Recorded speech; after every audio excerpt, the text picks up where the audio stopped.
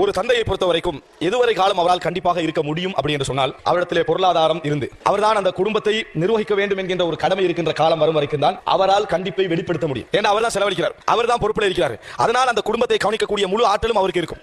அந்த கால பகுதியில் தான் அவர் அந்த கண்டிப்பான ஏற்கனவே உள்ள தோரணையில் அவர் இருக்க முடியும். எல்லாரும் அதை கேட்டு நடக்கக்கூடிய நிலை அப்பதான் ஏற்படும். ஆனால் ஒரு காலம் வரும், அந்த கண்டிப்பெல்லாம் அவருக்கு கண்டிப்பு அந்த மாதிரியான கடுமையான உணர்வு எல்லாம் இருக்கும். ஆனால் அவரை விட்டு அவர் தொழில் போயும், அல்லது அவர் நோயாளி ஆகிடுவார், அல்லது அவர் பிள்ளை சம்பாதிக்க ஆரம்பித்து பிள்ளையுடைய செல்வாக்கு வீட்டில் அதிகரிச்சு பணம் என்ன செஞ்சிடும், மகன் மூளை இவர் இல்லாட்டி மகன் என்ன செஞ்சிருவான், கொண்டு வந்து சேர்த்துருவான் நிலை வரும். இந்த இடம் தான் ஒரு மார்க்கம் உள்ள நன்றி உள்ள ஒரு பிள்ளை எப்படி நடந்து கொள்ள வேண்டும் என்பதற்கான முதல் இடம். அன்புள்ள சகோதரர்களே, இந்த மாதிரி இடத்தில் நாங்கள் அந்த தந்தைக்கு கொடுக்க வேண்டிய முதல் மரியாதையும் முதல் ஸ்தானமும் முதல் நன்றியும் தெரியுமா?